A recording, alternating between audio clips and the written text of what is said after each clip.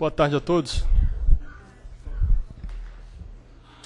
Senhores, como hoje a ideia da reunião é fazermos esclarecimentos em relação à proposta que foi submetida à audiência pública, nós vamos dispensar as formalidades que são próprias dessas audiências presenciais. Então a gente não vai ter hino e também não passamos aquela lista de inscrição para manifestação. A ideia é quem quiser falar, a gente vai pedir que, por favor, levante a mão. Haverá 2 microfones na plateia. Quem quiser também fazer o uso do púlpito, fique à vontade. E assim que alguma questão for formulada, nós de imediato, a área técnica vai fazer o esclarecimento, caso a questão demande algum esclarecimento. Se houver defesa de posição, aí nós não vamos então fazer aqui um debate sobre uma posição que foi externada. Caso haja defesa de alguma tese ou de algum argumento, nós vamos deixar para fazer a análise desse argumento no momento apropriado na elaboração do relatório de análise de contribuições, no caso da área, e no voto que eu, na qualidade de relator, vou ter que submeter à diretoria. Portanto, a ideia é que a gente faça uma reunião mesmo. Não estamos numa mesa de reunião, a ideia era até essa porque tem muita gente, mas vamos fazer então um processo mais dinâmico. E o que eu recomendo é que nós nos atenhamos àqueles pontos que demandarem esclarecimentos. Aquilo que for defesa, por exemplo, tem uma tese controvertida. Os produtores independentes e autoprodutores, sobretudo, entendem que o bem é privado. Não estou dizendo aqui que ele é público, mas existe um entendimento que o bem é privado e a agência teria um entendimento de que ele é público. Então não vale a pena aqui haver uma defesa de posição de que o bem é público ou privado. O ideal é a gente focarmos nos esclarecimentos que são necessários para que vocês possam, então, oferecer contribuições de melhor qualidade ou terem mais clareza em relação àquilo, em relação ao que devem contribuir. Então, minha sugestão é essa. Vamos focar nas dúvidas, que aí a área vai tentar fazer o esclarecimento. A Procuradoria também está aqui presente. Eu, então, antes de passar a palavra aos senhores, vou só apresentar. Temos o Eduardo, que é Procurador Federal, trabalha junto à Procuradoria-Geral da ANEEL. Dr. Romário de Oliveira Batista, que é assessor da diretoria. Aqui o Dr. Acácio, da Superintendência de Fiscalização Econômica e Financeira.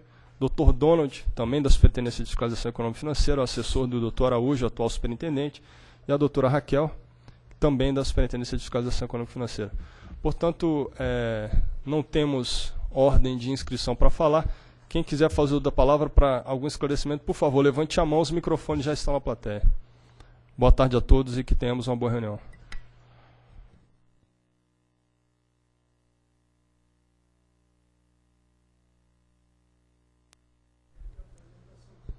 Não tem apresentaçãozinha não, já está na nota técnica. Mas vocês fiquem à vontade. A Pini, doutor Regis, não tem nenhuma dúvida, não? Então vamos lá.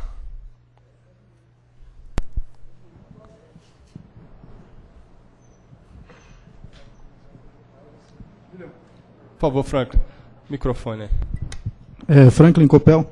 Julião, eu sei que não é motivo nem espaço para debate sobre a questão de ser bem público ou bem privado, mas o que me chama a atenção é quando você fala que a questão está relacionada a talvez ser bem privado somente na situação de produtor independente. O que a gente está falando aqui são bens inservíveis. No caso da resolução, são bens desnecessários. Bens inservíveis ou bens desnecessários, independente da terminologia que se vai adotar, independente também se for serviço público ou produção independente, a gente levanta a possibilidade e a necessidade de fazer um estudo mais abrangente, porque no nosso entendimento são bens privados.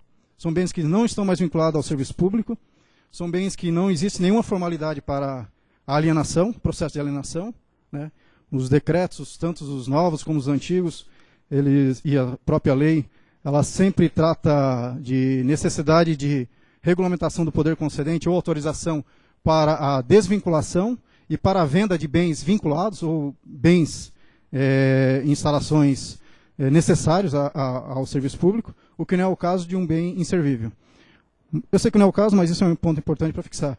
Mas a pergunta que a gente faz, pelo menos a gente não consegue entender na Copel lá, qual foi o motivo de criar uma nova terminologia para um bem que comumente a gente chama como bem inservível e criar a terminologia de bem desnecessário. Isso amplifica, a ideia de vocês é amplificar o conceito em relação a bem desnecessário, a bem inservível, ou isso não foi nem levado em consideração?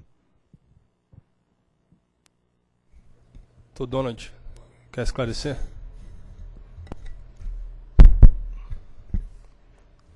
Essa questão que o Frank coloca, Frank da Copel, né? É uma questão que a gente procurou tratar no sentido de esclarecer. Porque quando você fala em inservível, havia sempre aquela conotação que era algo imprestável, né? E, na realidade, a questão é mais abrangente do que isso. Não é só aquilo que é imprestável, que é sucata, que era objeto da Resolução 20, que ainda é, né? Você pode ter bens obsoletos que não são emprestáveis, eles têm serventia para outra finalidade. Você pode ter um terreno que ele não é servível hoje, porque você não está sendo ocupado, mas pode ser objeto de uma utilização futura, né? Mas que, ou se não for objeto de utilização futura, ele pode ser considerado também inservível. Então, essa é a ideia de ampliar o conceito que estava antes com a palavra inservível.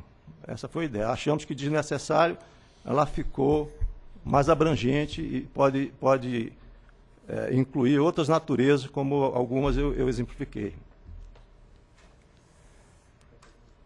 Para assegurar aí as palavras do Donald, na nota técnica, o item 61, última parte, ele fala do termo inservível, né? Exatamente esse tratamento como ele está colocado aqui, foi colocado pelo Donald. Já o termo inservível à concessão pode exprimir a errônea ideia de que o bem encontra-se inservível para uso, imprestável, que não tem mais utilidade, sucata, sendo que o melhor será redefini-lo como desnecessário. Então é somente para esclarecer esse sentido, realmente. Franklin, tá satisfeito com o esclarecimento? Tem algum outro ponto? Ou já respondeu? Não. Até a tese que... Não, ótimo. A ideia que você expôs, inclusive, de que o bem privado seria também o bem de concessionária de serviço público, a Copel, inclusive, já apresentou um parecer como contribuição, isso vai ser analisado. Nós não vamos aqui debater isso, até porque não há consenso dentro da própria agência. Isso vai ser discutido para chegarmos a bom termo. Então, o importante é que o esclarecimento seja feito e que a dúvida seja dirimida. Dr. Pérez, por favor.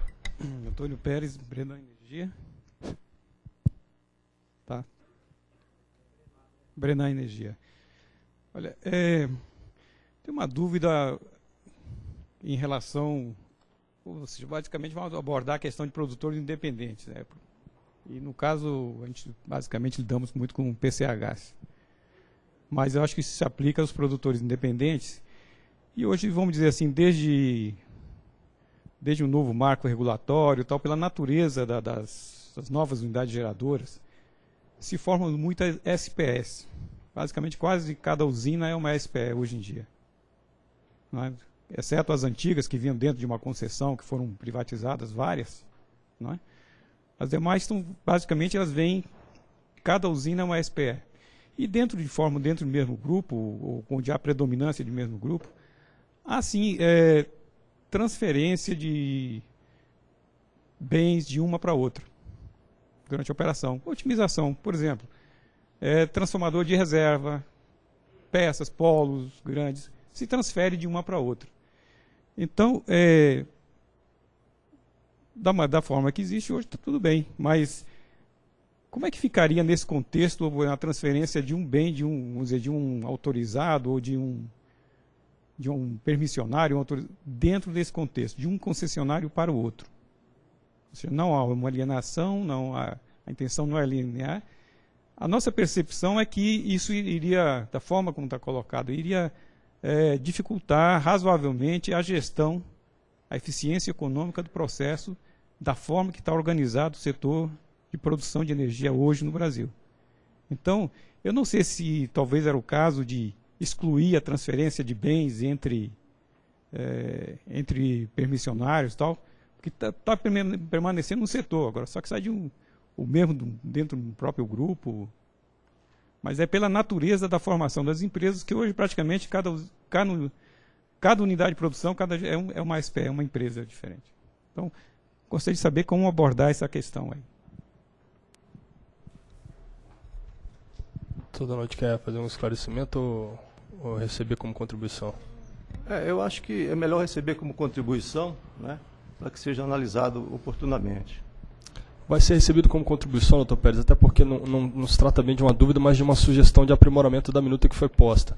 Então, o que eu recomendo é que o senhor reduza a termo e apresente como contribuição. A gente, com base no que aqui foi exposto, a gente já vai tomar nota e considerar no exame da matéria. Mas é importante que isso seja apresentado sob a forma de contribuição escrita no processo de audiência pública, para que a gente, então, considere e leve em consideração, prepare o relatório de análise e, eventualmente, incorpore na minuta de resolução.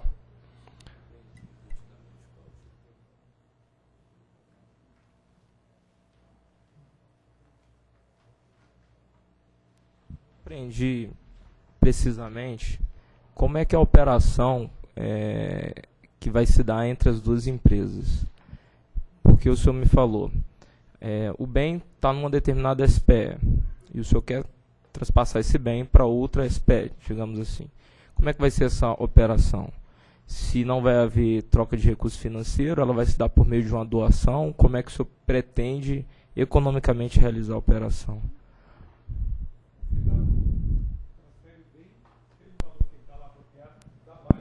Doutor Pérez, se me permite, eu pediria só que fosse falado no microfone para que todos, então, possam acompanhar a discussão. Hoje, como em se tratando de empresas do mesmo grupo, se dá baixa em um, né, daquele valor, e por aquele mesmo valor que foi dado baixa de um, é acrescentado no outro. É a transferência de um ativo de um para outro. Doutor Pérez, salvo engano, a questão formulada pelo doutor Acácio é qual seria a operação entre os agentes do mesmo grupo econômico, mediante a qual esse bem seria transferido? Seria uma doação, uma compra e venda? Qual seria o instrumento para se fazer a transferência? Não sei. Ou talvez ambos. Se o senhor quiser ficar, o senhor pode ficar à vontade para, na contribuição, eventualmente... Mas provavelmente ambos. Talvez alguém da plateia que me ajude, porque esse problema acho que não é exclusivo. Né? Talvez ambos. Ou doação, ou eu não sei exatamente qual é o que o termo lá que o nosso jurídico lá utiliza, certo? Mas é frequente isso daí. Isso é feito frequentemente. Eu só faria uma observação, porque parece que se trata de contrato entre partes relacionadas. E sendo assim, tem que ter anuência prévia da ANEEL, né? Sim. Na hora que o senhor for formular, então, o questionamento, se o senhor puder trazer reduzida ao termo qual é o tipo da operação, vai ser melhor para a questão da avaliação. Entretanto, de qualquer forma, eu já quero deixar consignado que lá no item 79 da própria nota técnica, ele traz a compreensão de como é que deve ser a questão de transferência de ativos vinculados, que permanecem vinculados. Para esse tipo de operação, é necessária a anuência prévia da ANEEL, porque a sistemática proposta da resolução a substituir a 20, ela vem dar oportunidade de que a transferência, que seja feita a desvinculação e a alienação. Quando a permanência da vinculação de ativos, que também ocorre em outras operações, indo de D para T, de T para D, e outros exemplos que tem aí na nossa jurisprudência administrativa, e esse tipo de operação carece de anuência prévia da ANEEL, não estaria dentro do escopo. Mas aí, o senhor encaminhando a contribuição, a gente vai avaliar o ponto específico dos produtores independentes da forma como o senhor colocou. Obrigado. Só peço para que a gente utilize o microfone, porque senão todo mundo... Eu acho que o ponto aqui, Bruna, me corrija se eu tiver entendido errado, tá? É que o impacto dessa resolução para essas operações entre partes relacionadas. Estão excluídos, não estão? Tá, obrigatoriamente vai ter que seguir o mesmo rito que está previsto aqui, porque ela absorve todos os itens, tá? Todos os bens. Então, acho que... Não sei se é essa a pergunta. Como é que fica essa operação entre partes relacionadas? Qual o impacto perante a resolução? Da forma como a resolução está posta hoje, não haveria essa exceção. Não haveria. Da forma como ela foi posta então, em nós audiência não temos pública. como fazer entre partes relacionadas, a não ser que uma parte fizesse uma oferta ou comprasse ou entrasse no bid público aqui para a gente conseguir fazer a transferência. Da forma como a minuta foi submetida à audiência pública, não teria como fazer. Por isso que pedimos para que o doutor Pérez... Por isso que pedimos para que o doutor Pérez ofereça isso na forma de contribuição, para que eventualmente nós acolhamos isso como uma exceção àquela obrigatoriedade de venda. Tá? Ok. Oi, boa tarde, meu nome é Lorena, sou da CPFL. Eu gostaria de tirar uma dúvida. A resolução, a minuta da resolução, na seção 1, artigo 1 e 2, ela fala que ela se referencia que, além de delegatárias, essa resolução se aplicaria a produtores independentes e autoprodutores de regime hidráulico. Porém, a partir do artigo 3º, sempre se referencia apenas delegatárias. Me surgiu a dúvida, afinal, é delegatária ou são delegatárias mais produtores independentes e autoprodutores de fonte hidráulica? Bem, o termo delegatários ele é mais amplo, ele se aplica no âmbito da norma a todos os agentes que estão ali classificados. É porque quando a gente fala delegatário, geralmente a gente pensa delegatário serviço público, não é verdade? Mas aí no caso a gente está falando de delegatários nesse sentido amplo, tá ok? Não seria interessante, então, porque amplamente a ANEEL utiliza o termo delegatária se referindo sempre a serviço público. Apesar da nota técnica deixar claro que vocês querem abranger tudo, a resolução não deixa. Ela fala, mas aí as obrigações passam sempre a se referenciar apenas a delegatárias. E então fica ambíguo isso, até porque, justamente porque a agência sempre utilizou o termo delegatária apenas para empresas de serviço público, isso acaba excluindo, pelo entendimento, inclusive, de pareceres que a gente já obteve da própria ANEEL, do que é a definição de delegatária. A contribuição é excelente, mesmo porque a questão da terminologia nas normas ela é fundamental para que haja a compreensão da segurança jurídica daquele termo. O que se buscou na formulação da resolução da revisão daqui da 20, e talvez um problema de ilhamento, que seja acompanhar a terminologia utilizada na revisão da resolução 22, que culminou na resolução 334. E agora lendo aqui, quando a gente escreve, a gente pensa que deu clareza ao tema, mas você mesmo está colocando que estaria diferenciado. Olha só, no artigo 2º a gente fala, as delegatárias elencadas no artigo 1º. Então a gente quer se referir que todas que estão ali elencadas são delegatárias. E aí, na verdade, a leitura que você conseguiu fazer foi as delegatárias, somente parte daquelas que estão elencadas. Exatamente. Então, vamos tentar trabalhar e vamos tentar chegar a um denominador comum dessa terminologia. Obrigado pela contribuição. Talvez fosse mais fácil definir pelo regime jurídico. Concessionária, permissionária, autorizatária. Isso acaba... Porque delegatária é aquele que tem a delegação, né? Acaba acarretando a necessidade de ter que repetir o termo durante todo o percurso da norma. Mas fica padronizado.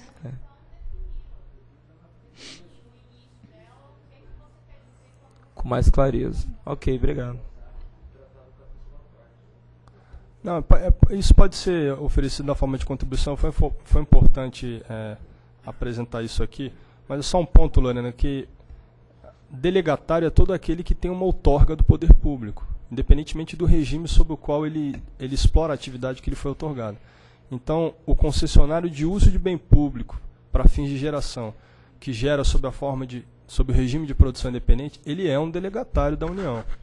É só não perder isso de vista. O artigo 2º da minuta, ele não fala em delegatário de serviço público, ele fala em delegatário e se refere ao artigo 1º, que fala em concessionário e permissionário de serviço público e também concessionário autorizado de geração. Então, o termo delegatário, ele foi utilizado de forma, como o Acácio já frisou, a abarcar todos aqueles que têm outorga do poder público para uma atividade de energia elétrica, independentemente do regime sob o qual é explorado, e não tem nenhuma incongruência técnica em usar o termo delegatário.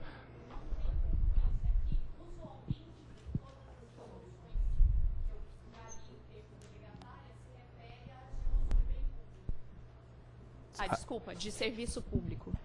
Normalmente, nas resoluções, quando é utilizado o termo delegatário, ele se refere às concessionárias, permissionárias autorizadas de serviço público. Então, assim, é uma outra metodologia que a ANEEL está aderindo agora, utilizar a delegatária como tudo.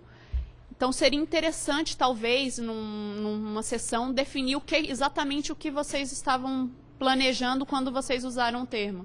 Deixar mais claro. Tá ótimo. Eu só peço, então, que na contribuição você aponte que resoluções são essas em que nós nos referimos a delegatário A 334 é uma. Tá, mas delegatário como só serviço público. Se lá tiver de delegatário de serviço público, aí tudo bem. Aqui a gente está falando em delegatário. De uma forma, não tem aqui a restrição de serviço público. Então só aponta isso para a gente, porque se de fato houver essa incoerência, nós vamos, sem dúvida, tomar as medidas necessárias para que a incoerência não persista. Mas da forma como está aqui, é possível ter clareza de que o termo delegatário foi utilizado de maneira a abarcar todos os concessionários autorizados de atividades de energia. Tá? Bom, posso perguntar então? Queria entrar no ponto com relação à conceituação aí de bem vinculado, tá? Porque a resolução ela fala, considera-se bem vinculado, bem imóvel utilizado direto ou indiretamente, em função da geração. A nota técnica vem e faz uma diferenciação, falando que o bem utilizado diretamente é aquele para atividade fim e o bem indiretamente para atividade meio, né?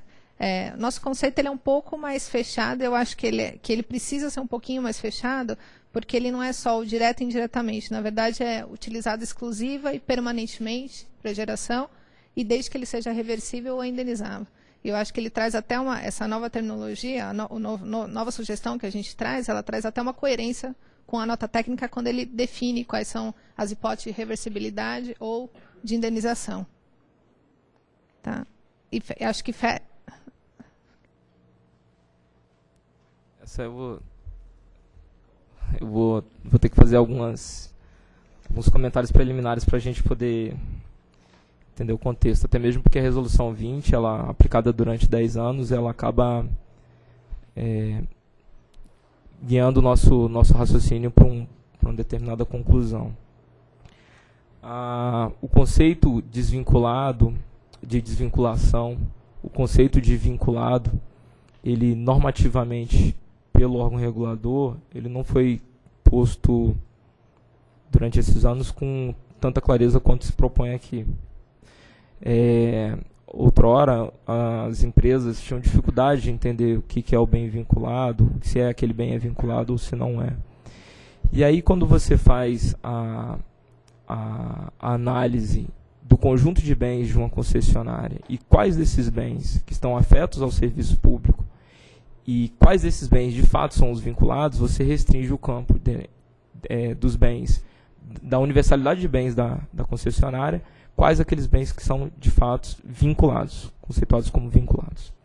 E os vinculados, aí a gente vai buscar a compreensão lá do Código de Águas, que vem dizer, vem expor com clareza que seriam os bens operacionalmente, os bens operacionais. E aí, o que se propõe com a resolução, no momento dessa conceituação, é expor que os bens vinculados são aqueles bens operativos, tal como disposto lá no Código de Águas. E aí, o termo aqui utilizado, ele é bem similar, ele é construído com base nas próprias palavras, nos próprios termos do decreto. E aí vem reduzindo da seguinte forma. Considera-se vinculado o bem móvel ou imóvel utilizado direto ou indiretamente em função da geração, transmissão e distribuição de energia elétrica, assim compreendendo os bens operacionais. E aí a nota técnica vem tentar deixar isso claro. Quando se fala também, tem uma outra análise dentro da nota técnica, que é só para restringir o campo dos bens vinculados, e ela vai falar o seguinte: olha, tem outros bens da empresa que eles estão em função da concessão como um todo, do serviço como um todo, do serviço público, digamos. Porque o serviço público, ele agrega mais valor do que somente a entrega de energia. Então, nesse contexto, alguma parte desses bens que não são vinculados, no sentido estrito, ou seja, que não são afetados diretamente, não são operacionais, eles afetam indiretamente a concessão como um todo, mas não são bens vinculados. É isso aí que a gente procura. Mas eles têm uma característica similar que é em todos, que é ou reversível ou indenizável. Esse é o ponto que a gente está batendo, porque pode ser direta, pode ser indiretamente, a gente até passa por cima disso, entendemos isso, mas ele tem essa característica, tem que ter essa característica, reversível ou indenizável. Qual bem que você acha que... O vinculado. O vinculado é o conceito do bem vinculado. técnica, ficou claro na nota técnica qual era a intenção da ANEEL, mas quando chegou na redação da resolução... Está funcionando? Está funcionando, eu estava testando o meu aqui. Na nota técnica, quando vocês colocaram os bens vinculados são aqueles direto ou indiretamente ligados à função de geração, gerou uma dúvida, porque o indiretamente pode ser tudo, todos os bens do agente. Então, por isso que nós ficamos com muita dúvida, porque a nota técnica dá a entender uma coisa e a resolução traz outra.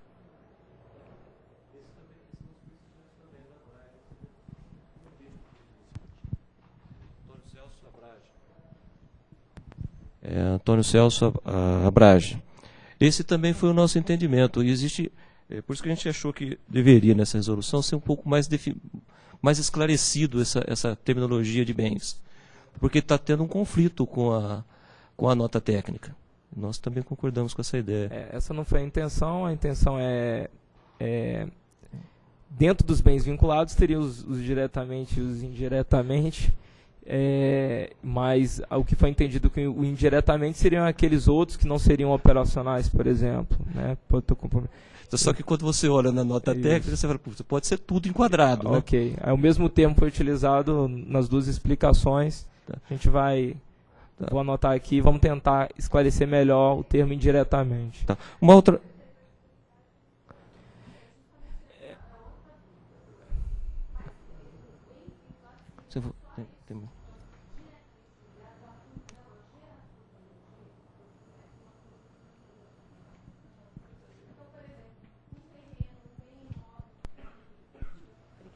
Perdão, quer que eu repita? Nós ficamos com essa dúvida. Então, seriam só os bens diretamente ligados à função de geração ou não? Tem algum outro bem que se pretende que seja regulamentado por essa resolução? Então, por exemplo, um bem imóvel que não esteja diretamente ligado à função de geração, nós temos que observar o rito da resolução para ser desvinculado ou não?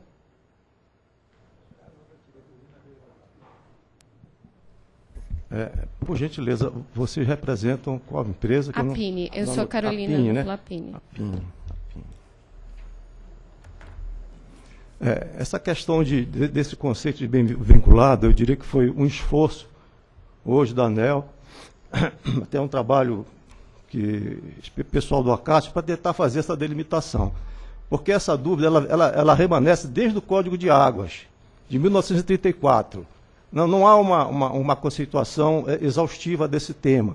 Lá fala-se em bens essenciais, aí não conceitua o que é bens essenciais.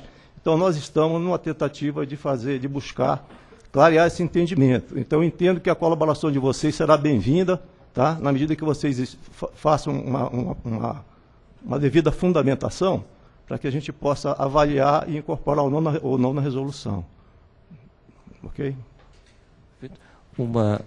Antônio Celso Abrage de novo. Uma outra sugestão que a gente está dando é com relação ao artigo 4º, que lá o estabelecimento da obrigatoriedade... Só um minuto, por favor. A PIN quer seguir em relação a esse tema? Ou está esclarecido? Assim, eu entendi que está sendo feito um esforço para criar esse conceito. Eu acho que a ideia é muito boa. Eu acho que se esse conceito for construído de uma forma clara, vai ser extremamente útil para todos. Mas realmente assim, a gente imaginou que vocês teriam assim uma ideia melhor do que vocês pretenderam, qual que é o bem que vocês pretendem abarcar ou não como vinculado. Vamos fazer o seguinte, a área já tomou nota da contribuição.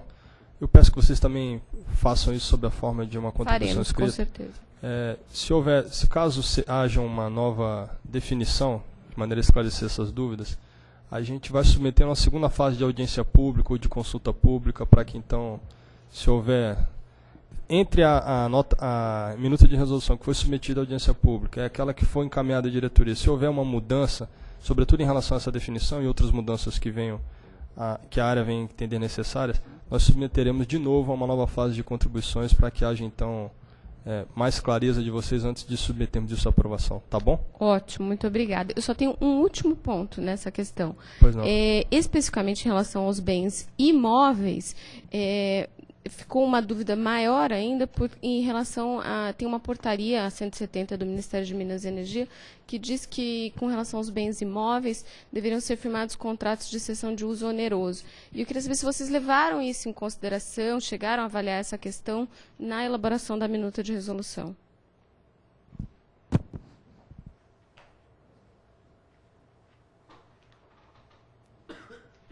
Não, na resolução... vamos ver como é que ela está tratada aqui. Só um instantinho, tá? Vou capturar aqui as informações para a gente poder debater. No item 78, a gente... que são as questões complementares, né? Tem questões que estão no envoltório do tema bens vinculados. E para esses pontos, é interessante que o setor, ou seja, nessas próprias interações que nós estamos fazendo aqui agora, possamos amadurecer melhor sobre alguns pontos.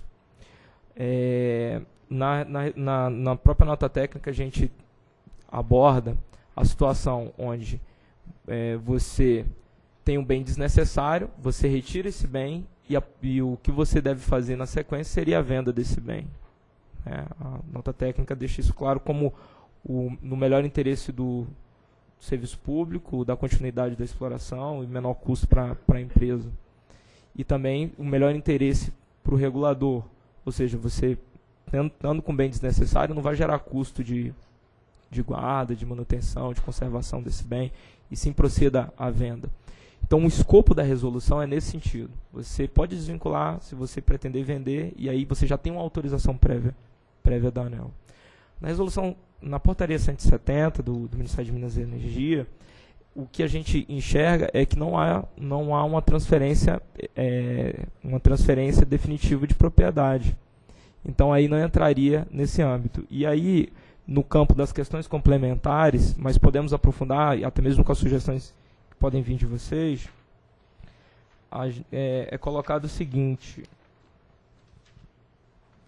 no item 78.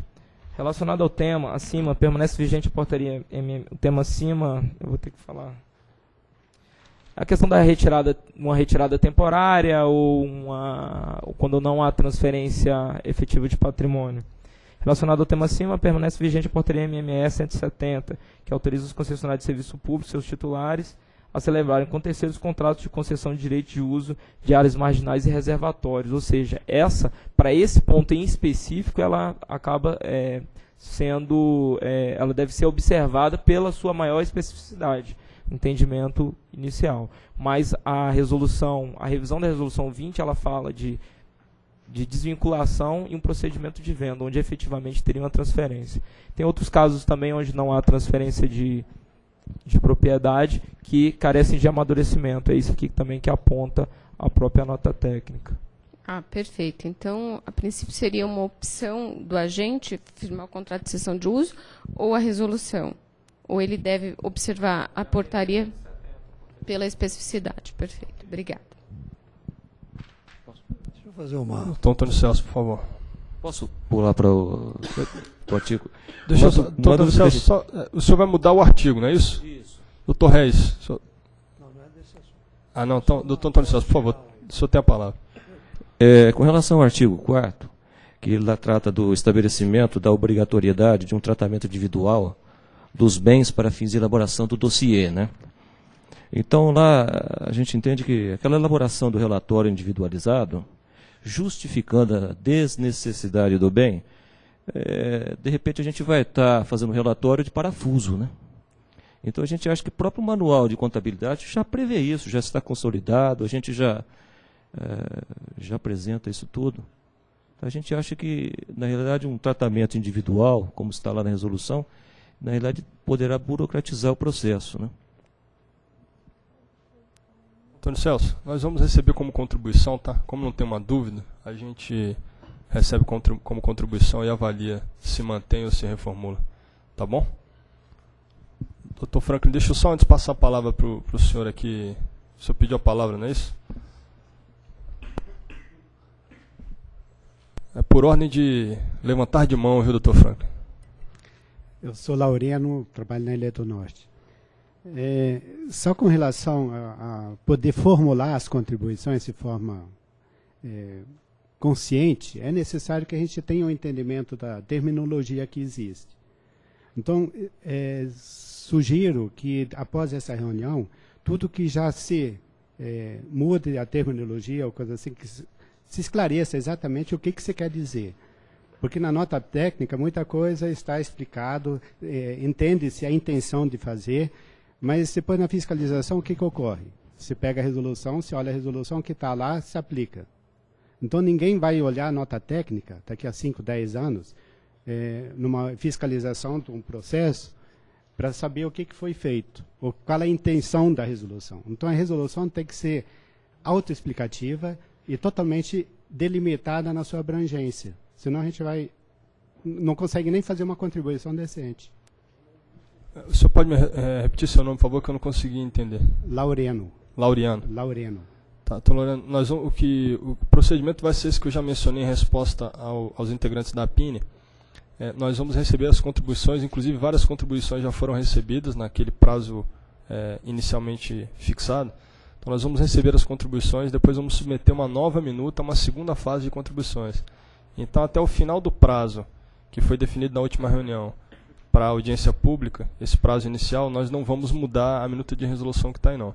O que eu peço é que os senhores contribuam diante da minuta que está já posta, e ao final nós vamos então submeter uma nova minuta à apreciação para um novo período de contribuições. Tá? Então o que eu peço é que apresentem as contribuições da forma como a minuta hoje está. Os esclarecimentos, eu acho que eles estão surgindo na reunião de hoje. Vocês estão apresentando as dúvidas, formulando as questões, e a área tem feito os esclarecimentos. Tá? Então, antes de finalizar o primeiro período de contribuições, não haverá uma mudança da resolução da minuta de resolução que foi submetida à audiência, não.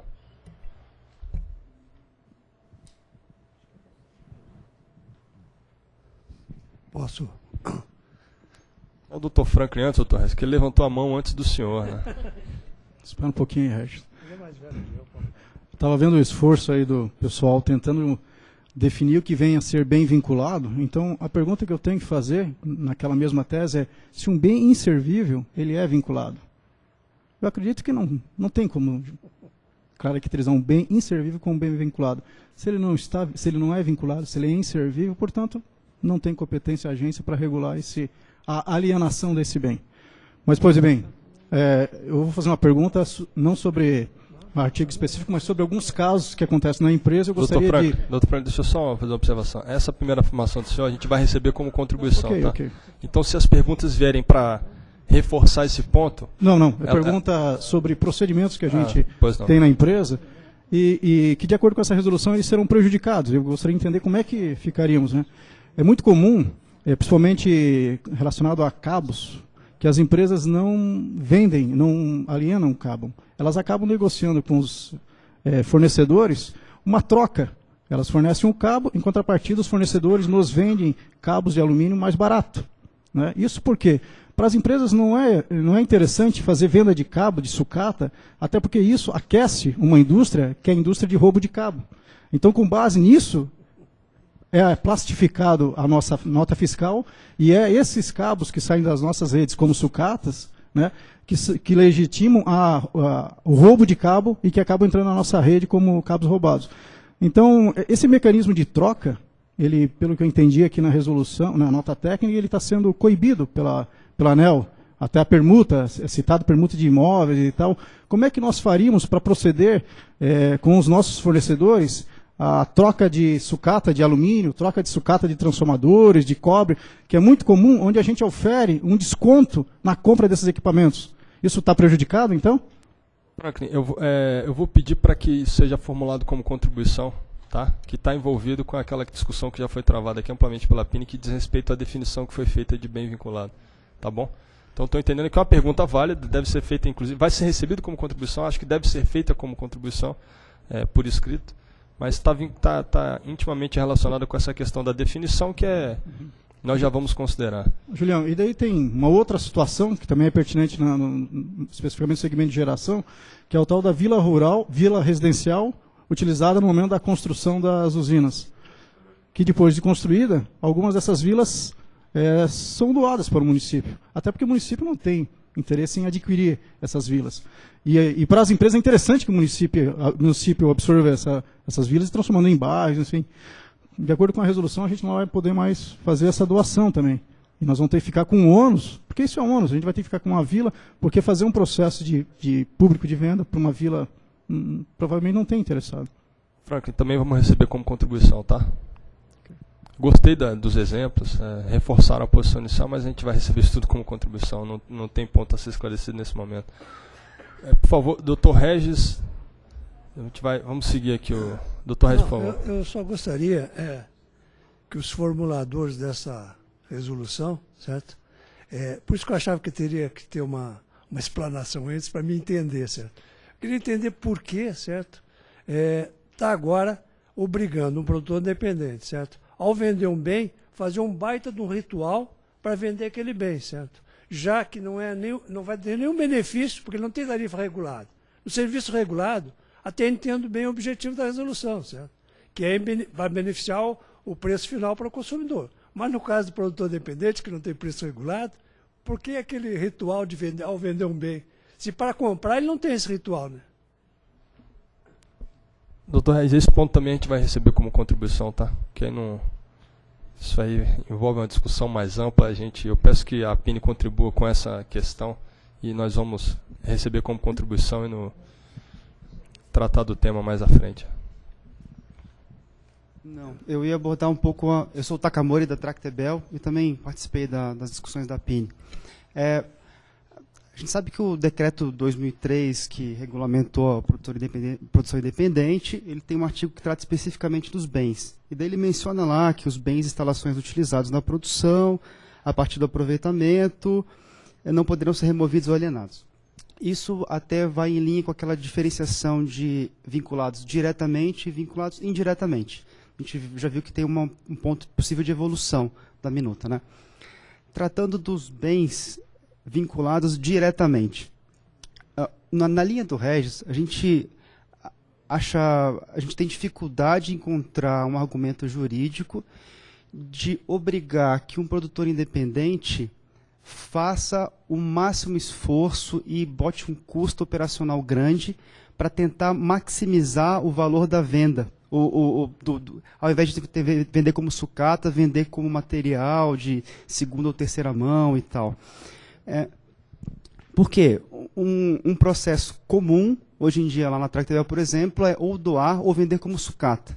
A gente viu que nos últimos 5 anos, em 4 usinas nossas, a gente fez 700 processos de desvinculação e alienação. Todos registrados como ODD, ODA, né? Então, eles já são devidamente mapeados. E eles têm alguma receita residual disso que é vendido como sucata. A gente até entende que esse valor, por ser associado em geral, a uma substituição de ativo, o ativo vai ser, o novo ativo tem um valor contábil que no final vai estar depreciado. Se tiver algum valor residual, ele vai ser ressarcido para o empreendedor, né? No final no término da concessão. E o valor, teoricamente, o valor dessa venda do produto substituído vai debitar do valor residual, né? Então a gente entende até a preocupação de vocês em que esse valor residual total seja o mínimo possível. Acho que nisso eu faço a primeira questão.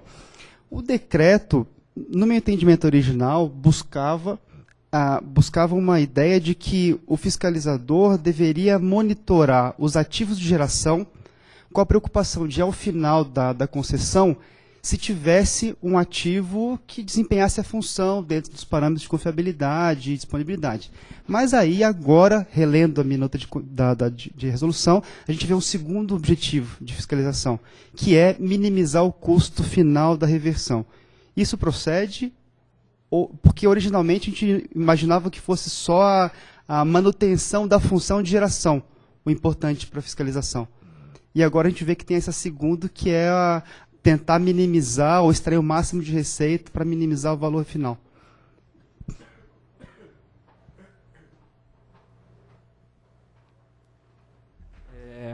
Perfeito.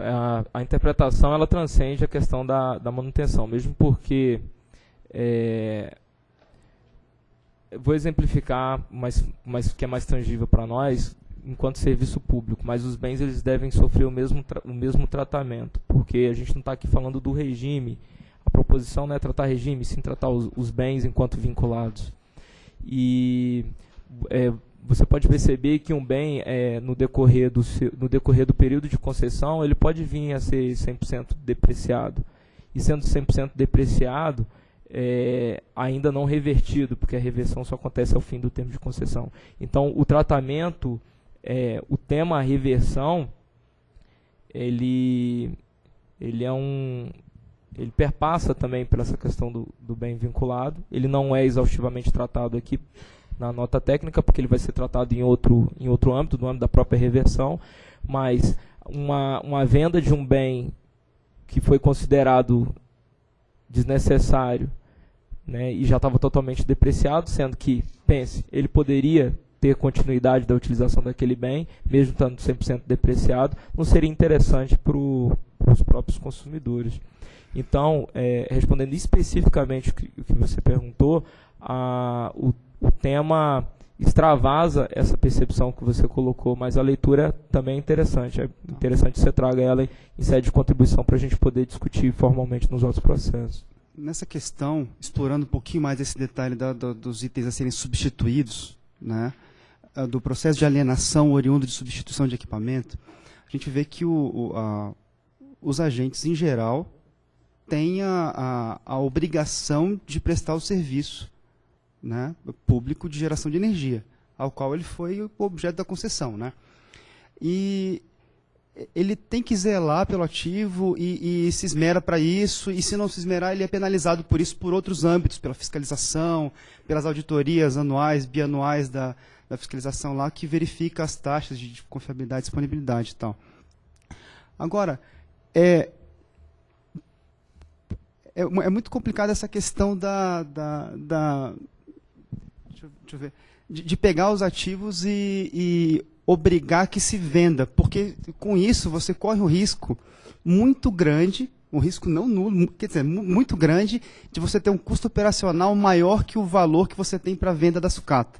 Então a gente tem um medo que, assim, em alguns casos, quando a gente está falando de um transformador, de um gerador que está sendo substituído, ok, a venda da sucata provavelmente se ela for ampla, ela vai dar mais receita do que daria se a gente vendesse como sucata para o cara do município.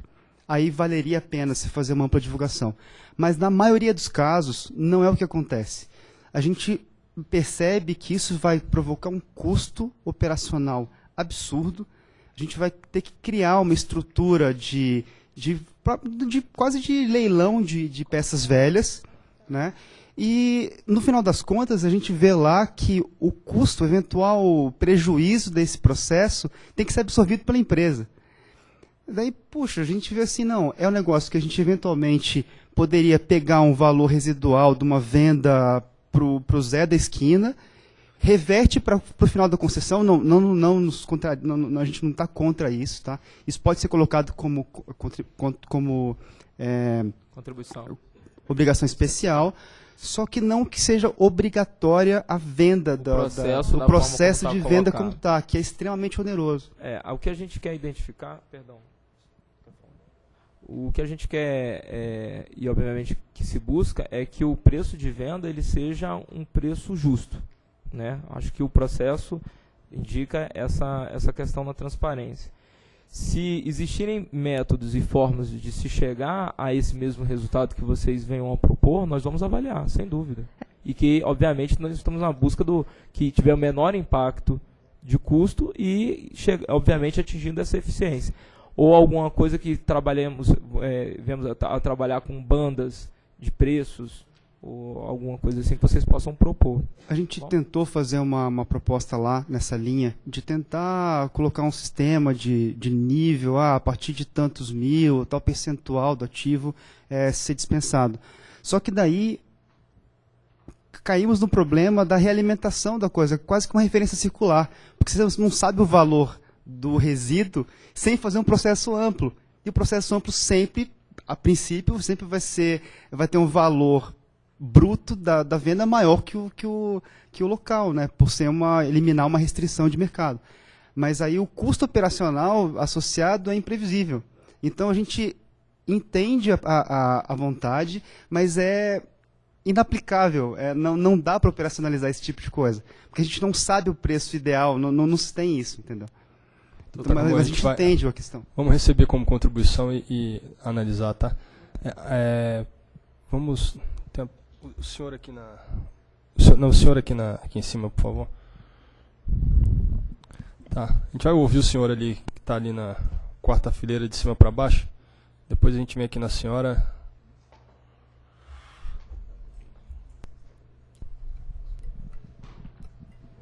Alô, é o Arnaldo de Furnas. Então nós temos lá no artigo 5º da minuta da resolução, que fala no subseção 1 do processo de venda.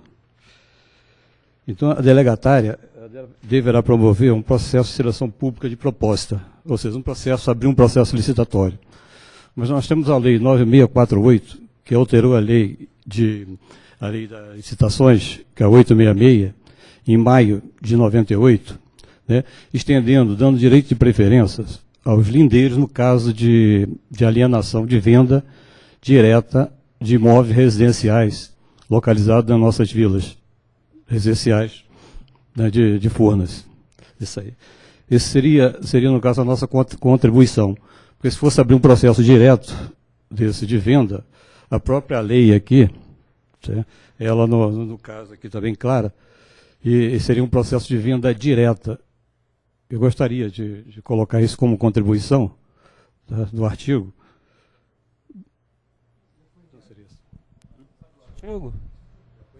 Não, lei 9648, tá bom. Eu peço o artigo 5º. Da 9648? Não, artigo 5º da minuta, né? Da nossa minuta. Tá. A lei é 9.648, de 27/5 de 98. Não, tá. Nós tá, que eu alterei a lei 866. Tá ótimo. Eu peço que o senhor, então, se possível, formalize por escrito, para a gente receber a contribuição. Vamos aqui, essa senhora aqui, que está na quarta fileira, aqui, essa senhora que levantou a mão, por favor. Boa tarde, meu nome é Simone, eu sou da Light. A dúvida que surgiu em relação ao artigo 10 da minuta da resolução inclui também a parte dos custos necessários para a venda, que seriam as publicações, três avaliações. Quando vocês falam de resultado positivo, de constituir obrigação especial em resultado positivo proveniente do valor da venda, deduzido do valor para fins de desativação, a gente entende que o valor da venda deveria ser o valor líquido entre o valor venal do bem desnecessário, reduzido de todos os custos necessários para a venda e mais os impostos que a empresa teria que pagar pela venda do bem. Seria isso? E aí sim, você teria um valor líquido de venda e que deduziria do valor da desativação.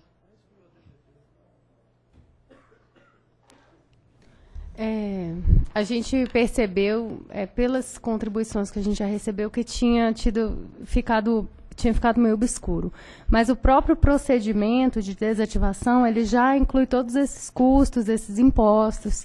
Então, foi essa a nossa intenção quando escreveu dessa forma, né? Já estariam deduzidos todos esses tributos, os custos na desativação, esses custos da venda, já estaria tudo. E o valor seria realmente o líquido. Mas a gente vai fazer a modificação necessária, a análise, para que isso fique bem claro na resolução.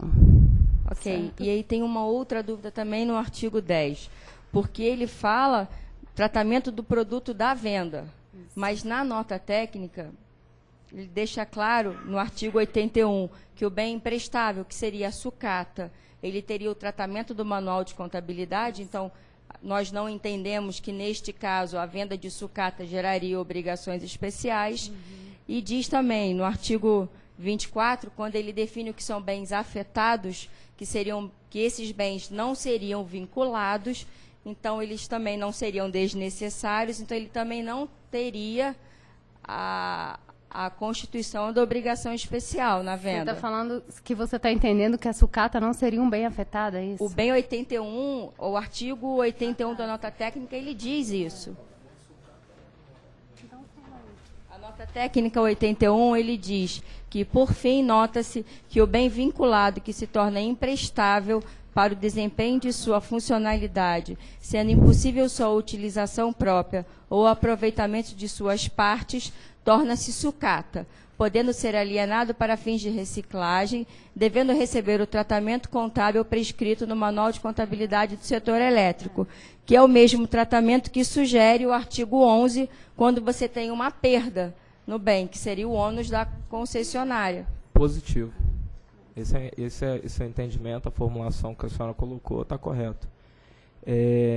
O que acontece é que a gente, até mesmo pelo termo inservível, aparenta... a gente está aqui fazendo, na verdade, uma ruptura de conceitos, né? Ruptura não.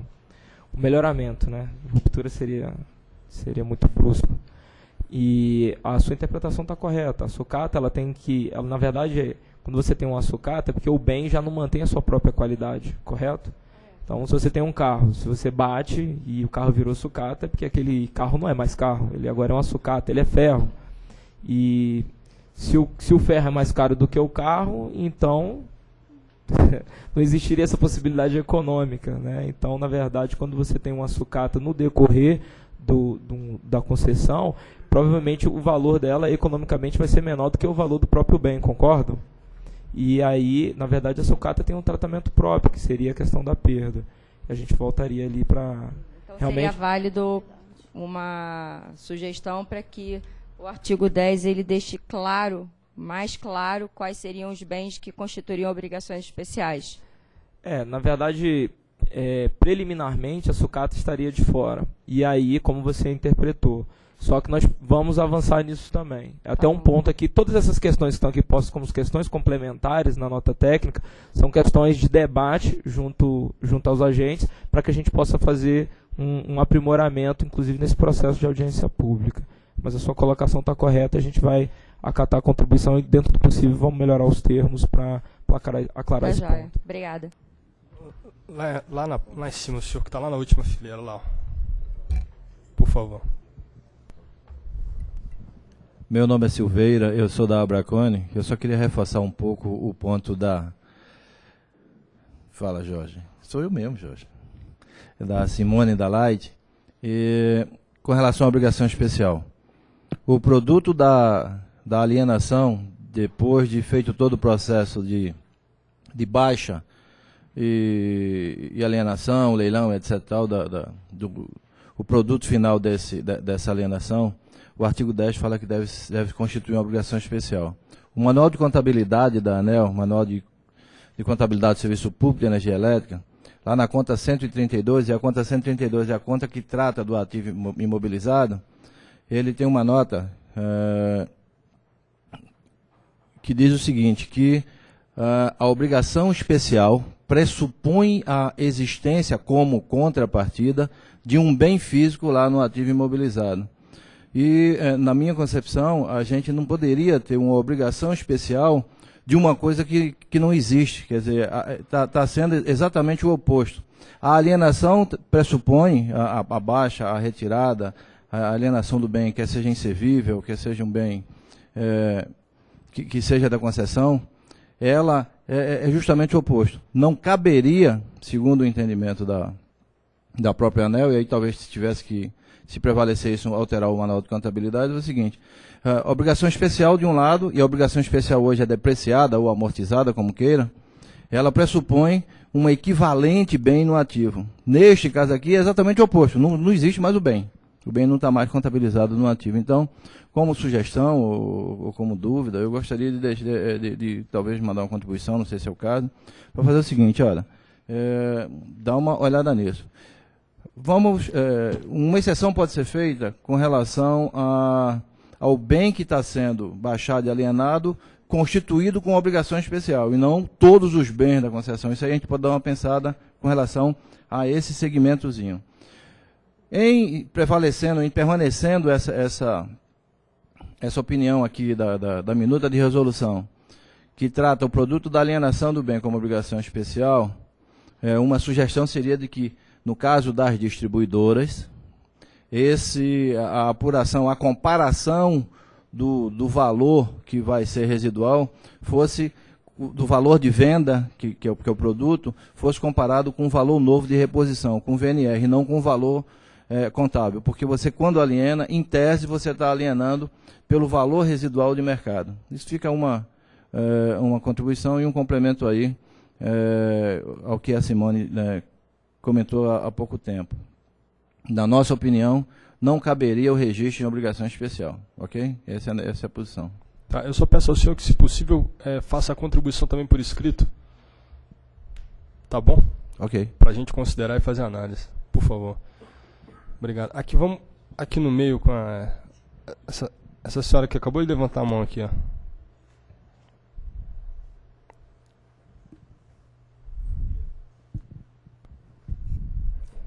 Oi, boa tarde. É Mila, do Grupo EDP.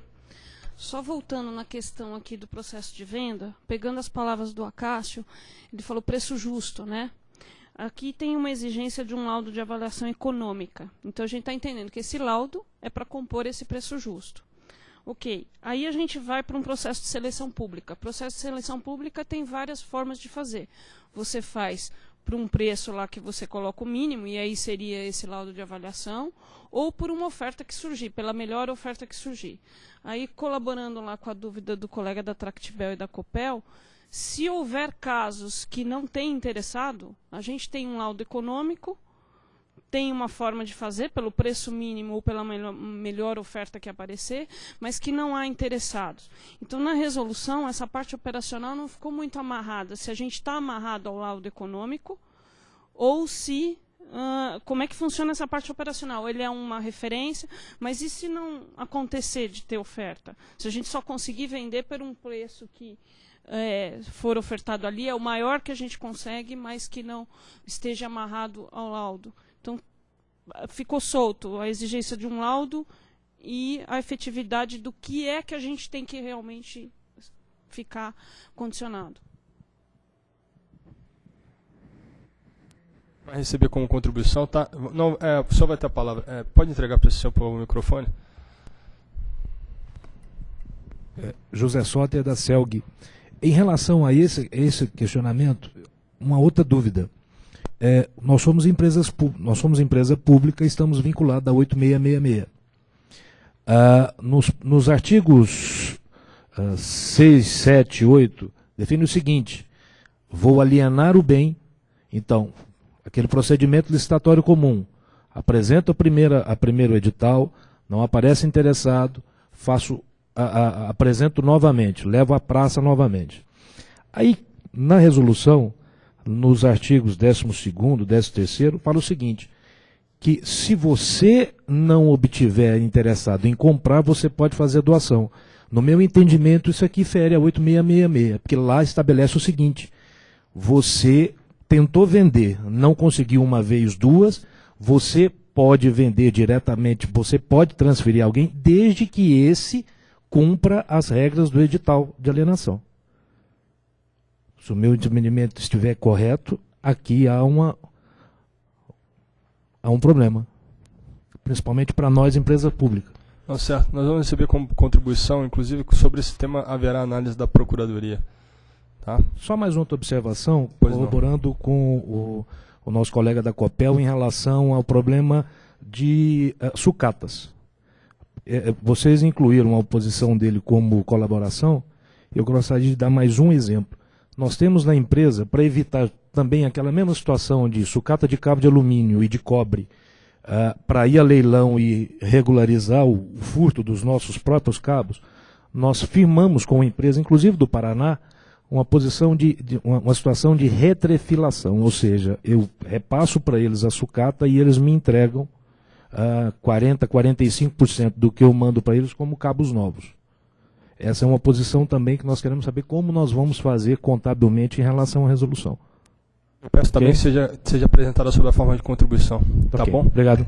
Aqui, vamos passar a palavra aqui para... Eu vou fazer uma observação para todos, isso já tem sido observado, para que todos se identifiquem quando forem falar, tá? que eu já fui advertido aqui pela superintendência da agência de que esse rito deve ser observado, viu, doutor Regis? Então, por favor, quando for falar, se identifique, fale de onde vem, tá bom? Vamos em frente. Carolina, pela Duque e pela Pini. Uma outra dúvida, na verdade não é uma dúvida, eu gostaria de pontuar o seguinte, com relação ao processo de venda, a ideia da contribuição da Pini é que, para os produtores independentes, esse processo de venda não fosse obrigatório. E que existisse uma anuência prévia também para as doações e que as doações não tivessem que ser obrigatoriamente que ser feita para entidades públicas da administração pública federal, estadual ou municipal. Principalmente porque nós recebemos muitos pedidos de entidades locais de onde as usinas estão e de ONGs e que seria interessante, que representaria um trabalho social da empresa bom e que nós gostaríamos de atender esse pedido e da forma como está na resolução não será possível isso. Nós ficaremos limitados às instituições que estão aqui colocadas.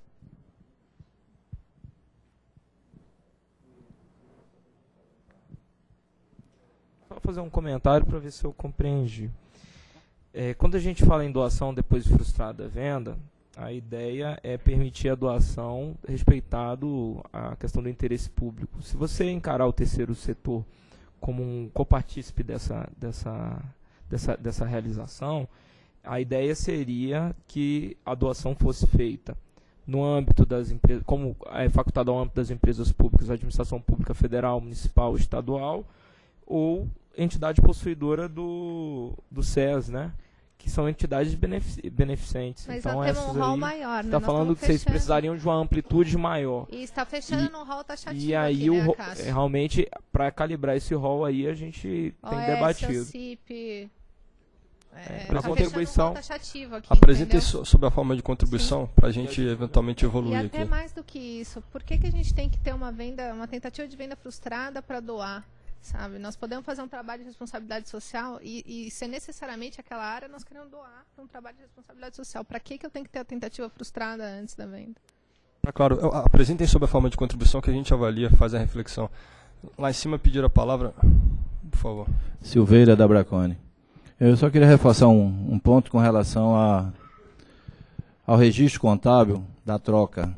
O Manual de Contabilidade do Setor da Energia Elétrica é mais um esclarecimento para a reflexão. Ele predispõe, toda vez que você troca, você tem 2 fatos contábeis. Um fato contábil é como se você estivesse vendendo para o teu fornecedor, recebendo uma parte do dinheiro, e esse dinheiro vai servir como entrada para uma compra. Isso do ponto de vista contábil e fiscal, você faz um processo de desativação, um processo de alienação.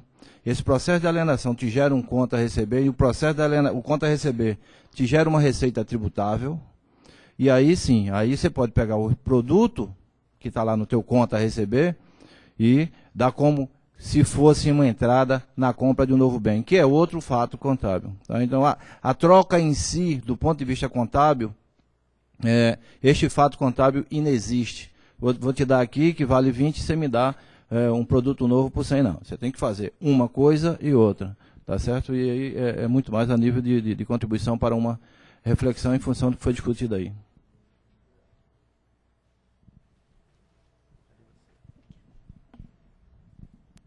A Lorena aqui da CPFL. Complementando a parte da doação, até onde a gente conseguiu analisar, pelo menos boa parte das ONGs que a gente viu, não tem o certificado de entidade beneficente de assistência social, que é o SES. Eu não sei se vocês chegaram a analisar isso, que mesmo passando por todo o processo, ao que dá a entender, se for uma doação para anuência, uma doação para uma ONG, a gente tem que solicitar uma anuência prévia. Vocês chegaram a analisar isso ou simplesmente vocês não perceberam que as ONGs não obrigatoriamente têm esse SES?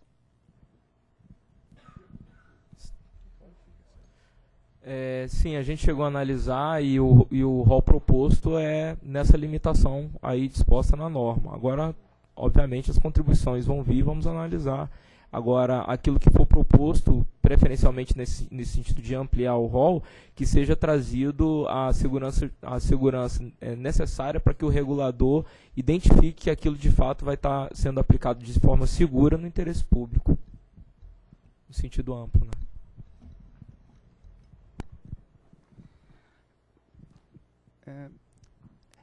Eu só peço que, embora isso já tenha falado, Tractebel e a PIN, né? É importante sempre se identificar para ficar registrado nas gravações, tá? Por favor. Bonito, então. Então eu peço até que o senhor repita que eu atrapalhei a hora que você se identificou. Takamori, Tractebel. Excelente, fica à vontade, Takamori, por favor. Ok. Essa minuta de resolução adiciona, explicita a participação de produtores independentes e tal. A gente percebe que ela busca esclarecer, tratar temas novos e tal. E eu percebi que faltou uma coisa, que foi tentar dar um prazo, uma limitação de tempo para que a ANEEL anuísse previamente nos casos que não se aplica a venda. A gente vai e fala o seguinte: então tá bom, eu tenho dúvida se eu posso vender ou não, vou pedir anuência prévia para a ANEEL, né? E aí, como é que fica a questão do prazo para a ANEEL se posicionar quanto à anuência prévia? Por quê? Por que eu digo isso? Porque na própria revisão da 22 aconteceu isso também.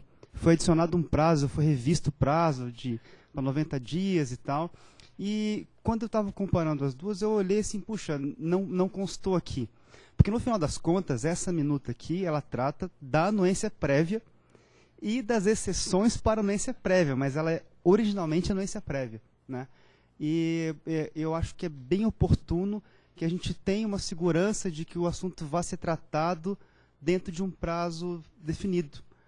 Ou, claro, que se tiver uma necessidade de sobrestamento, tal, que se tenha todo o rito natural. Mas que haja isso, porque, por exemplo, a gente tem um caso em que vamos fazer um retrofit de um gerador, de uma usina lá do interior do estado. E a gente vai necessariamente pedir anuência prévia, porque são ativos vinculados diretamente.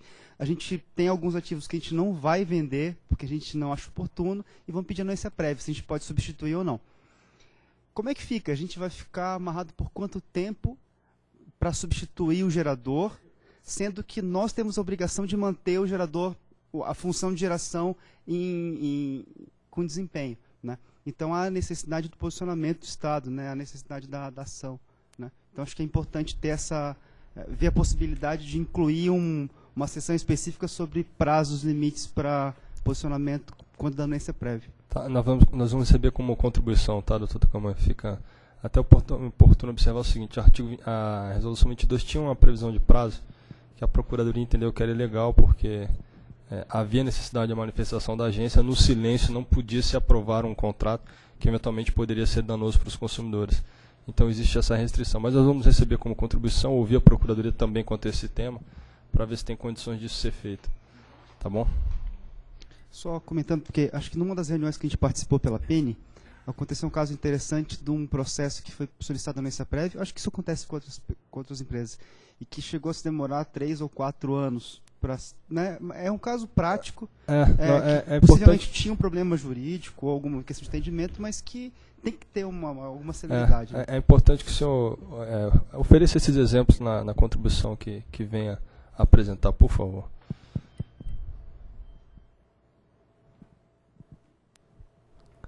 Mais alguém tem algum esclarecimento a fazer, alguma contribuição a oferecer, por favor?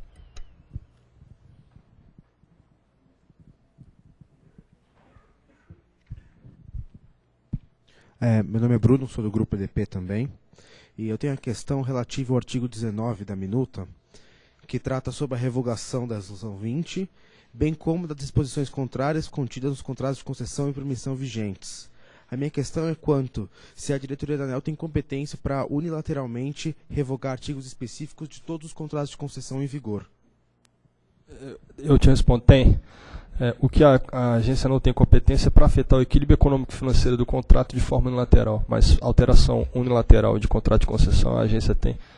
E é isso que faz eu editar resoluções, muitas vezes. Muitas vezes a resolução dispõe sentido contrário ao que está no contrato. Como o contrato tem várias cláusulas que são regulamentares, ele fica automaticamente revogado, não precisava nem constar isso aqui. independentemente de se fazer alteração formal nele. Então, mais uma vez, o que a agência não pode é fazer uma alteração no lateral que afete a equação econômico-financeira do contrato. Mas estabelecer disciplinas normativas que eventualmente conflitam com o que está disposto no contrato, a agência pode fazer de forma unilateral, sim. Entendi, obrigado.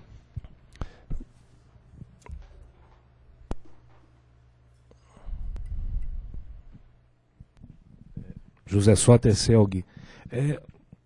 Bom, pode parecer inocente a pergunta, mas com base no que o nosso amigo da Eletronorte falou aqui, as notas técnicas desaparecem no decorrer do período, e o artigo 15 aqui, como também da resolução 20, estabelece que nós temos de guardar os dossiês por 5 anos. E aí vai uma questão interna minha. Nós estamos começando uma primeira rodada de levantamento de imóveis inservíveis, de acordo com a negociação que estamos estabelecendo com a Eletrobras. Faremos uma segunda rodada para definir aqueles imóveis que podem vir a servir em um futuro relativamente próximo. E aí abrirei processo para alienação desses imóveis. A pergunta, que pode parecer inocente, mas que lá na frente pode vir a me dar trabalho, é a seguinte: abrindo esse processo agora, ele vai demandar algum tempo para definição da diretoria de quais imóveis serão alienados. Eu posso continuar trabalhando as minhas alienações com base na 20, ou a sugestão de vocês seria esperar um pouco para trabalhar com base na nova? Existe uma resolução que está hoje vigente. Sim. Ela é ela que deve ser observada. As alienações que o senhor fizer sob a égide dela, tem que observar a que está em vigor. Tá. Vale então a abertura do meu processo. Se abrir ele hoje, fico sob a égide da 20. Isso? O senhor repita, por favor. Eu não entendi. O senhor repita, por favor. Vale então o seguinte: se eu abrir o meu processo de alienação hoje, estarei sob a égide da 20. Pela vigente, não por essa. Meu medo é daqui lá a pouco, daqui a 3, 4 anos, uma fiscalização na lei. Por que você não pegou o próprio? Não, é só importante o seguinte: a resolução que foi editada e que revogar a 20, ela vai revogar a 20. Então a 20 continua aplicável sobre todas as alienações que forem feitas sob a sua égide, tá? A resolução nova não vai ter efeito retroativo. Ok.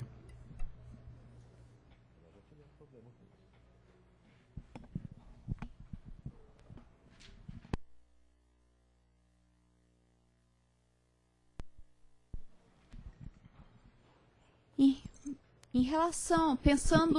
Lorena, eu peço só que, embora você já tenha falado, que se identifique para a gente deixar isso registrado na gravação. É a Lorena, da CPFL. Eu gostaria de tirar uma dúvida em relação de que tratativa deveria ser dada a partir da entrada em vigor dessa nova resolução para casos equivalentes à cadeia reversa. Eu não sei se todos têm conhecimento, mas a cadeia reversa vai desde quando a gente manda equipamentos para reforma, ele passa pela reforma e tudo.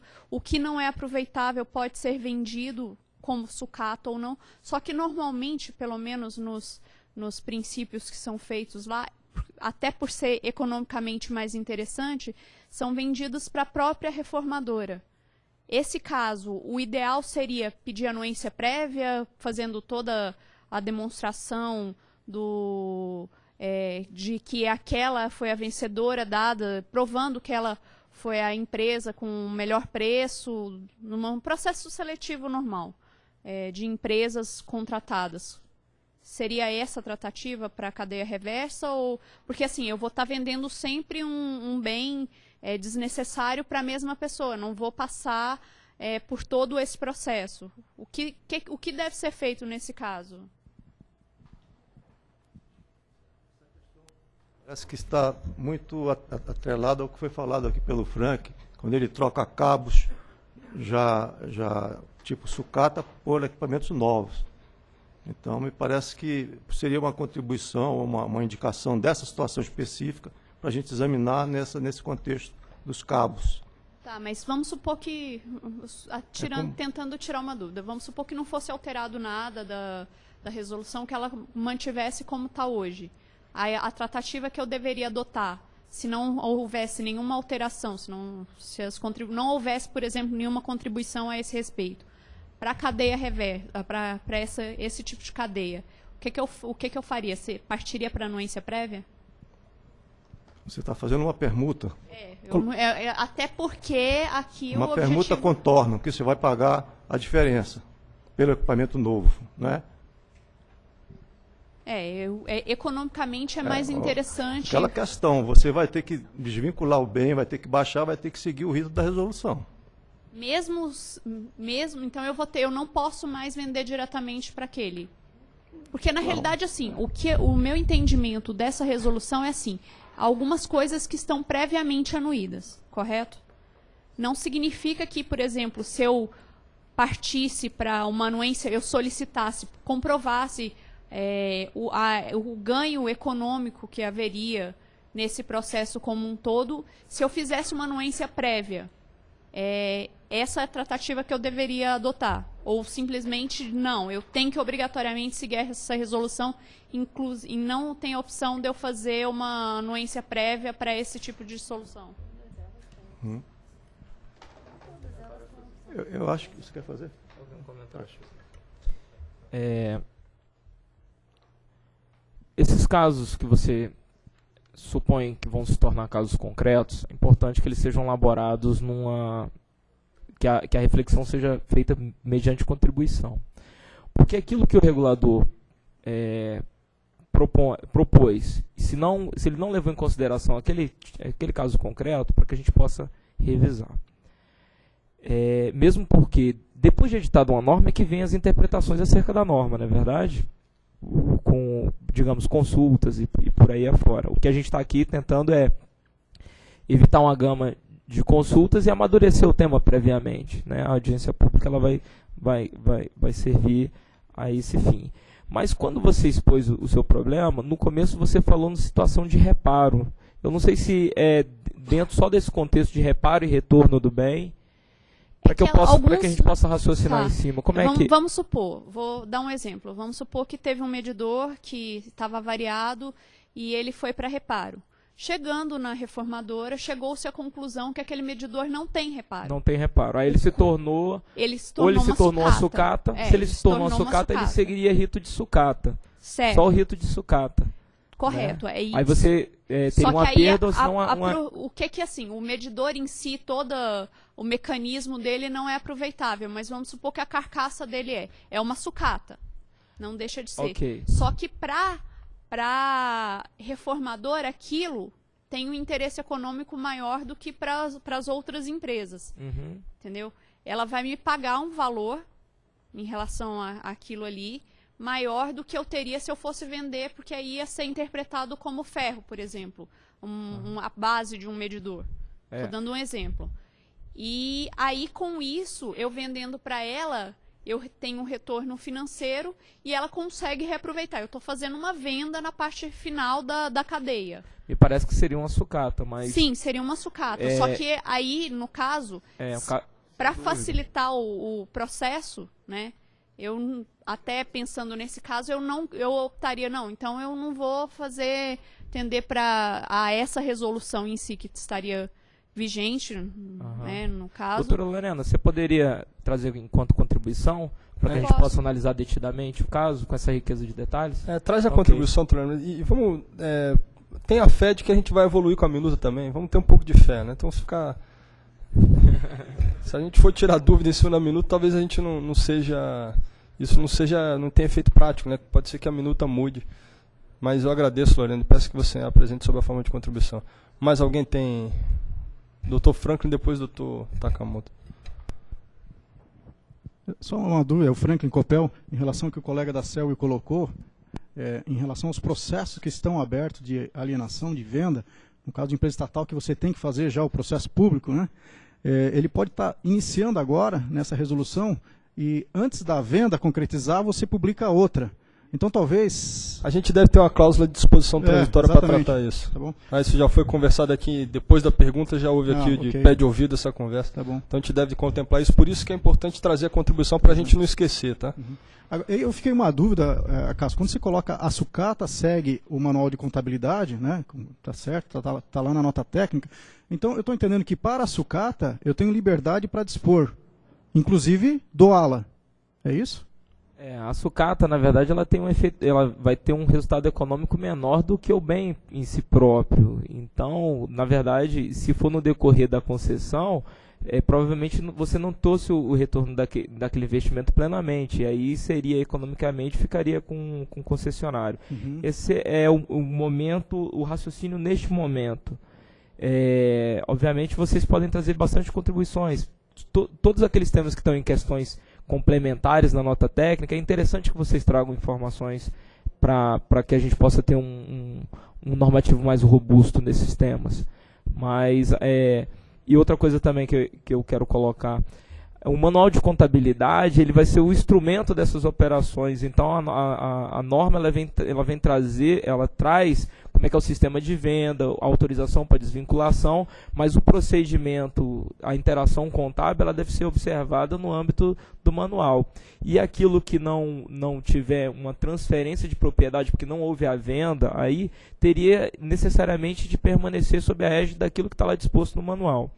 E aí, aproveitando para fazer um comentário para o colega ali de cima, a norma ela muda determinadas percepções da questão de desvinculação e provavelmente vai ser necessário alguns ajustes no próprio manual, mas primeiro precisa de que a norma seja editada para que ela surta o efeito e, mediante despacho, o superintendente possa fazer as alterações de ajustes necessários. Tá ok? Ok.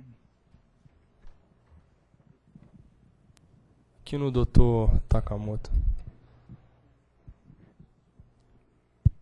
Takamori, Tractebel. É Takamori, né? Takamori. Takamori, me desculpa. Vamos lá. Todo mundo erra.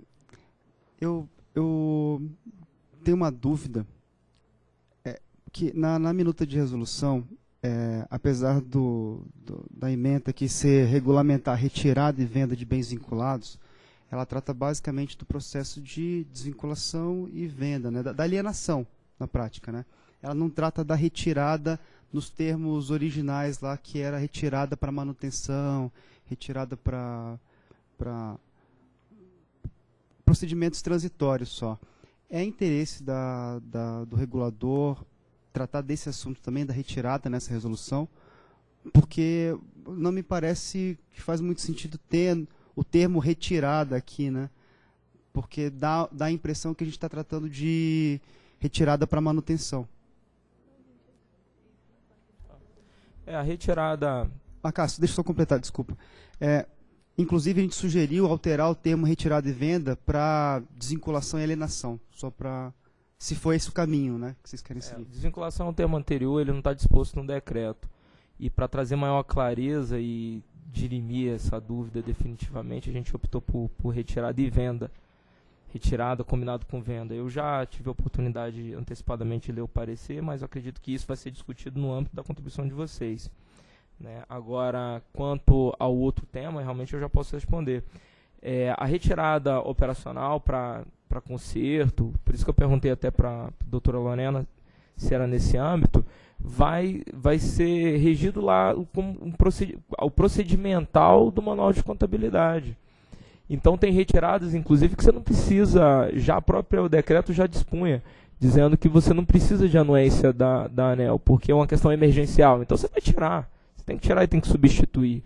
Então esses casos, eles estão apartados da norma, não foi interesse realmente de tratá-los ali, eles permanecem da forma como tradicionalmente o setor já vem operando. Então podemos considerar que o próprio manual já é instrumento suficiente como instrumento daquela atividade. Retirada sem venda, né? Isso. Sem alienação. É porque existe inclusive a sistemática de...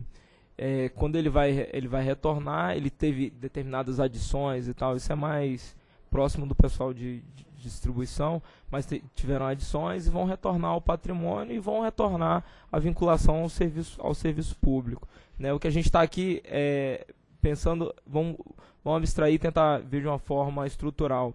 Olha, a empresa ela vai retirar determinados bens e que são desnecessários para o serviço sobre o julgo dela, e aí ela vai proceder à venda. Então, se cada bem que ela for retirar e for pedir anuência à ANEEL, a agência já demonstrou isso em 1999, que que seria inviável. Então, nesse caso, estamos dando a oportunidade, permanecendo na oportunidade de, olha, se for desnecessário, você pega, retira e venha e faça a venda nesses determinados termos que está tudo ok. Tá ok?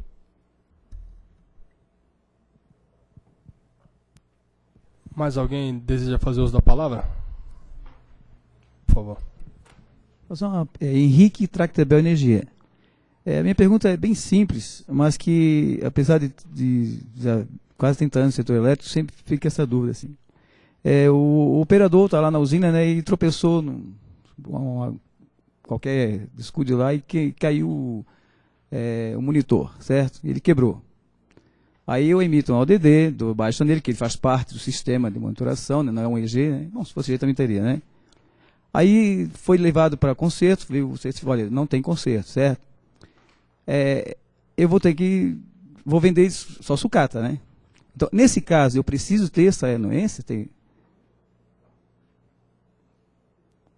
Esse ponto, ele está rondando a gente aqui hoje, né? A questão da sucata. E como questão complementar, realmente a gente tem que aprimorá-lo.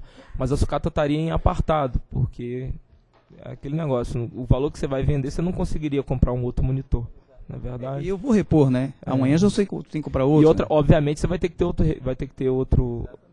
Imediatamente você já colocou outro monitor. Na verdade, a desvinculação é até engraçado por conta disso. Primeiro você coloca um bem, depois é que você vai. Primeiro você retira e coloca um bem, depois é que ela vai ficar disponível à venda. Por isso, Franklin, que tem essa discussão. Né? Mas você está correto, e aí não precisaria, seguiria o procedimento de sucata. Porque na nossa empresa, por exemplo, as nossas baixas que se acontecem, 99% elas são sempre em substituição. Né? Nós temos usinas de 40 anos já de funcionamento, então o que acontece? Registradores de gráficos, não se encontra reposição em lugar nenhum, os técnicos vão lá, vão ter que trocar por registradores, né, diferentes, não tem como. Então, ninguém quer aquele de jeito nenhum. Nesse caso, seria também... Eu acho que tem que ter um laudo técnico, né, atestando que aquele equipamento não tem valor, né, comercial, enfim. E aí, nesse caso, né, se tivesse esse comprovante, não necessariamente teria que ter essa anuência. Eu vou atender todos os procedimentos, de ODD, né, enfim, tudo certinho, mas estaria fora desse... Só que daí não está claro que, no caso, nós vamos mandar como sugestão... contribuição para colocar então, né? Obrigado. Perfeito. Mais alguém? Bom, considerando que ninguém mais pretende fazer uso da palavra, eu vou dar a sessão por encerrada. Antes, agradecendo a presença de todos vocês, eu espero que as questões tenham sido esclarecidas.